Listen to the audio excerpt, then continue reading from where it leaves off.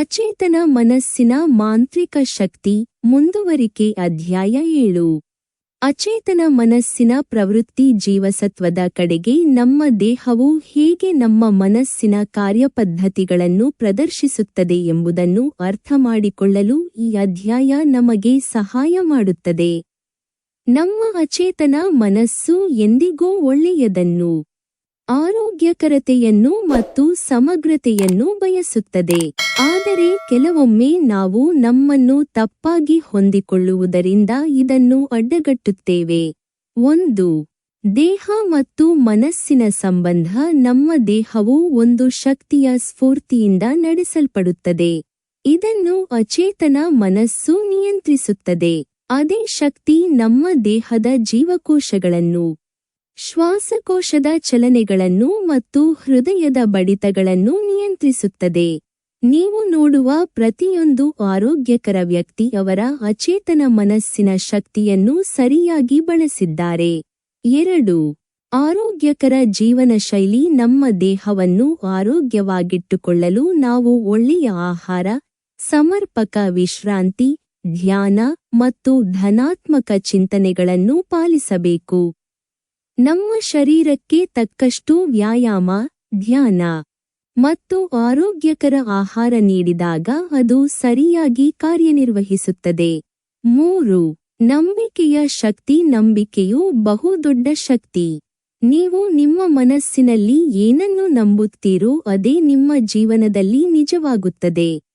ಒಂದು ನಿರ್ದಿಷ್ಟ ಸಮಯಕ್ಕೆ ನೀವು ಆರೋಗ್ಯವಾಗಿ ಇರಲು, ಸಂತೋಷವಾಗಲು ಮತ್ತು ಯಶಸ್ವಿಯಾಗಲು ಇಚ್ಛಿಸುತ್ತಿದ್ದರೆ ಅದನ್ನು ನಿಮ್ಮ ಅಚೇತನ ಮನಸ್ಸಿಗೆ ಪ್ರತಿದಿನ ಅಭ್ಯಾಸ ಮಾಡಿಸಬೇಕು.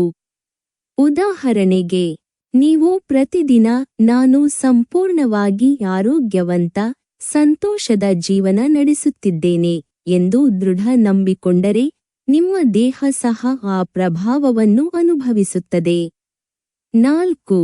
ಅಚೇತನ ಮನಸ್ಸಿನ ಶಕ್ತಿ. ನಾವು ನಮ್ಮ ಜೀವನದಲ್ಲಿ ಯಾವುದಾದರೂ ಸಮಸ್ಯೆಯನ್ನು ಎದುರಿಸುತ್ತಿದ್ದರೆ ಅದು ನಮ್ಮ ಅಚೇತನ ಮನಸ್ಸಿನ ಚಿಂತನೆಗಳ ಪ್ರತಿಫಲನವಾಗಿರಬಹುದು. ನಾವು ಅದನ್ನು ಬದಲಾಯಿಸಲು ನಾವು ಧನಾತ್ಮಕ ದೃಷ್ಟಿಕೋನವನ್ನು ಅಳವಡಿಸಿಕೊಳ್ಳಬೇಕು. 5. ಅಚೇತನ ಮನಸ್ಸನ್ನು ಸರಿಯಾಗಿ ಬಳಸುವುದು ಹೇಗೆ? ಧನಾತ್ಮಕ ಚಿಂತನೆಗಳನ್ನು ಬೆಳೆಸಿಕೊಳ್ಳಿ. ಪ್ರತಿದಿನ ನಿಮ್ಮ ಮನಸ್ಸನ್ನು ಧನಾತ್ಮಕ ಚಿಂತನೆಗಳಿಂದ ತುಂಬಿಸಿ. ದೃಢ ನಂಬಿಕೆಗಳನ್ನು ರೂಪಿಸಿ. ನಿಮ್ಮ ಅಚೇತನ ಮನಸ್ಸಿಗೆ ಸರಿಯಾದ ಸಂದೇಶಗಳನ್ನು ನೀಡಿ. ಆರೋಗ್ಯಕರ ಜೀವನ ಶೈಲಿಯನ್ನು ಅನುಸರಿಸಿ. ಸರಿಯಾದ ಆಹಾರ, ವ್ಯಾಯಾಮ ಮತ್ತು ವಿಶ್ರಾಂತಿಯನ್ನು ಪಾಲಿಸಿ. ಧ್ಯಾನ ಮತ್ತು ಪ್ರಾರ್ಥನೆಯನ್ನು ಅಭ್ಯಾಸ ಮಾಡಿ. ಇದು ಮನಸ್ಸಿನ ಶಾಂತಿ ಮತ್ತು ದೇಹದ ಆರೋಗ್ಯವನ್ನು ಸುಧಾರಿಸುತ್ತದೆ. ಈ ಅಧ್ಯಾಯದಲ್ಲಿ ನಾವು ಅಚೇತನ ಮನಸ್ಸಿನ ಶಕ್ತಿಯನ್ನು ನಾವು ಹೇಗೆ ಸರಿಯಾಗಿ ಬಳಸಬೇಕು ಎಂಬುದನ್ನು ಕಲಿಯುತ್ತೇವೆ. ಇದನ್ನು ನಮ್ಮ ಜೀವನದಲ್ಲಿ ಅಳವಡಿಸಿಕೊಂಡರೆ ನಾವು ನಮ್ಮ ದೈನಂದಿನ ಸಮಸ್ಯೆಗಳಿಗೆ ಸರಳ ಪರಿಹಾರಗಳನ್ನು ಕಂಡುಕೊಳ್ಳಬಹುದು ಮತ್ತು ಆನಂದಭರಿತ ಜೀವನವನ್ನು ರೂಪಿಸಬಹುದು. ಮುಂದಿನ ಅಧ್ಯಾಯದಲ್ಲಿ ನಾವು ಅಚೇತನ ಮನಸ್ಸಿನ ಶಕ್ತಿಯನ್ನು ಇನ್ನಷ್ಟು ಪರಿಣಾಮಕಾರಿಯಾಗಿ ಹೇಗೆ ಬಳಸಬಹುದು ಎಂಬುದನ್ನು ತಿಳಿಯೋಣ. ನಮ್ಮ ಚಾನೆಲ್ಗೆ ಸಬ್ಸ್ಕ್ರೈಬ್ ಮಾಡಿ ಮತ್ತು ಬೆಲ್ ಐಕಾನ್ ಒತ್ತಿ ಮುಂದಿನ ಅಧ್ಯಾಯಗಳನ್ನು ಮಿಸ್ ಮಾಡಬೇಡಿ.